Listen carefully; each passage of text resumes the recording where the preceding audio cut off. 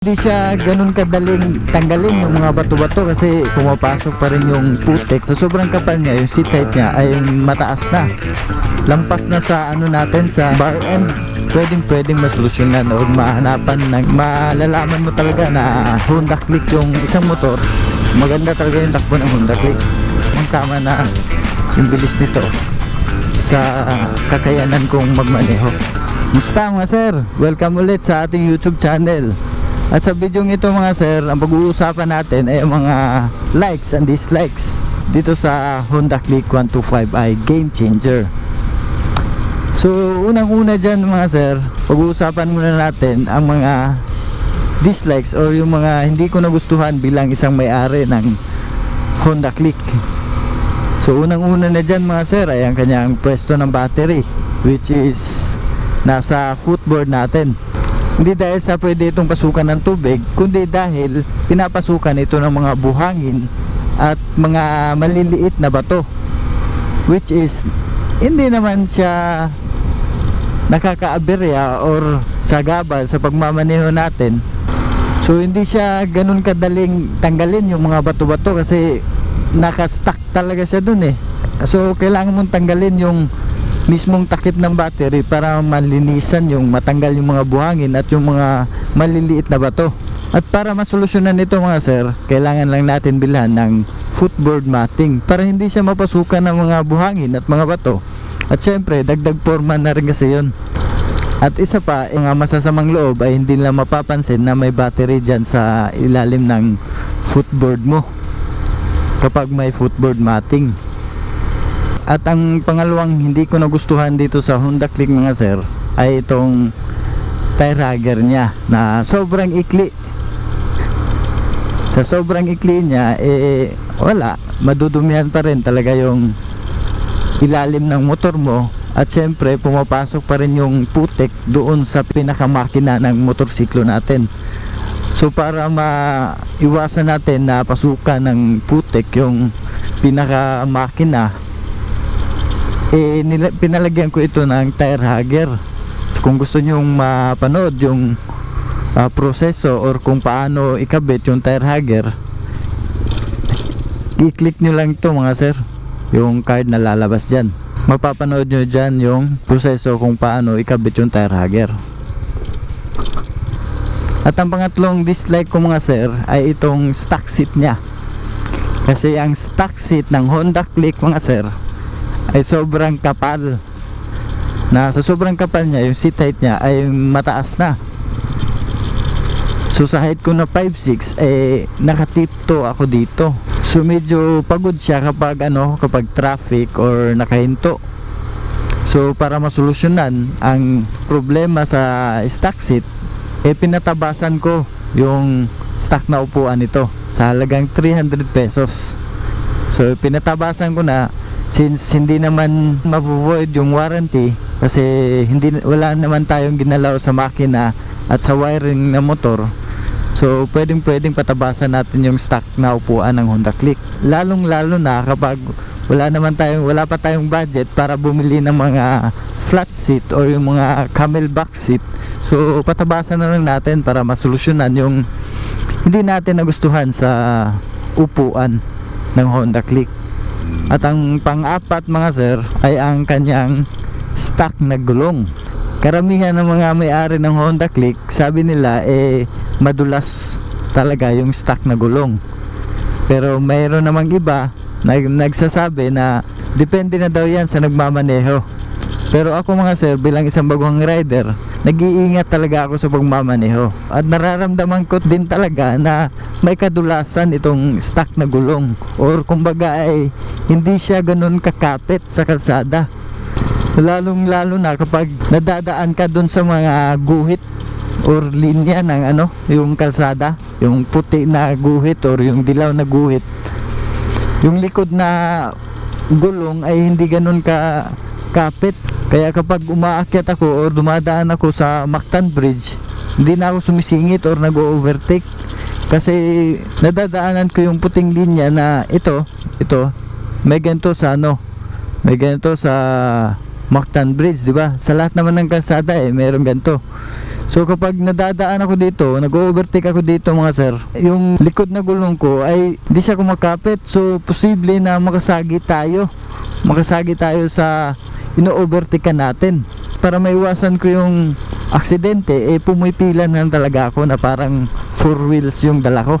At ang panglimang hindi ko nagustuhan mga sir, yun nga, kapag sisingit ka mga sir, doble ingat ka talaga dahil dito sa side mirror niya.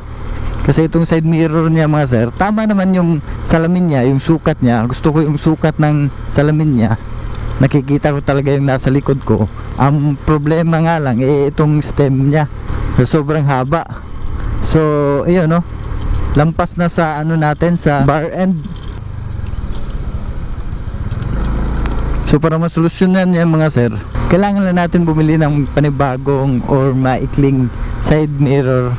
Hindi ganito ka taas yung stem niya, kahaba yung stem niya. So yun lang naman mga sir, yung mga hindi ko nagustuhan sa Honda Click, which is pwede naman itong masolusyonan. So kailangan lang natin bilhan ng mga accessories na pwede natin pampalit sa mga hindi natin nagustuhan. So lahat ng dislikes dito sa Honda Click ay pwedeng masolusyonan or mahanapan ng paraan para masatisfy tayo sa motor natin. So ngayong tapos na natin pag-usapan ng mga dislikes sa Honda Click mga sir, pag-usapan naman natin yung mga nagustuhan ko dito. Unang-una na dyan mga sir ay yung forma niya. At ito ang isa sa rason kung bakit napabili ako ng Honda Click. Sa halagang 77,600, meron ka ng sporty look na 125cc na scooter. Lalong-lalo na kapag gabi, malalaman mo talaga na Honda Click yung isang motor dahil sa kanyang ilaw na parang may kilay o may mata. Palatandaan talaga ang isang motor na Honda Click siya dahil sa kanyang ilaw.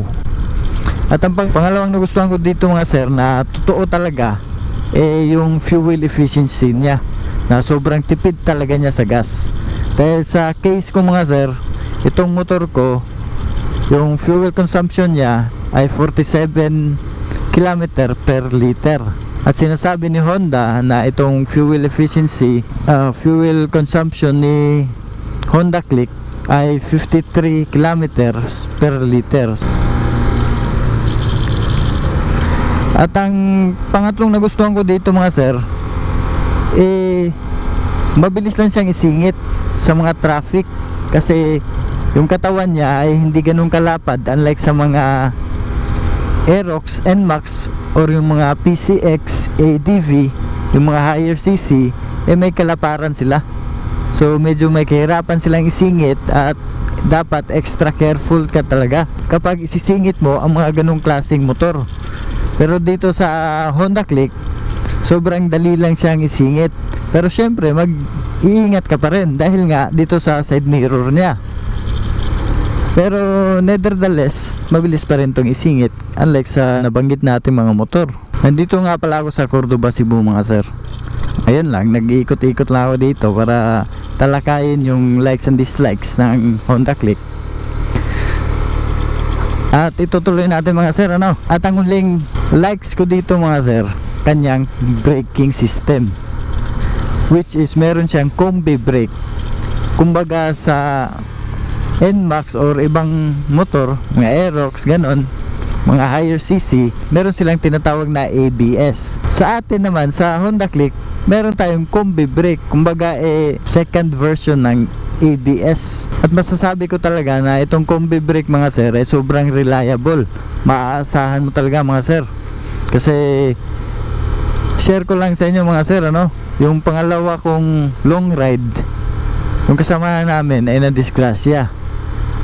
At ang gamit niyang motor ay Suzuki Raider 150 yata yan. So ayun, yung distansya namin ay 5 metro. Siya yung nasa harapan ko.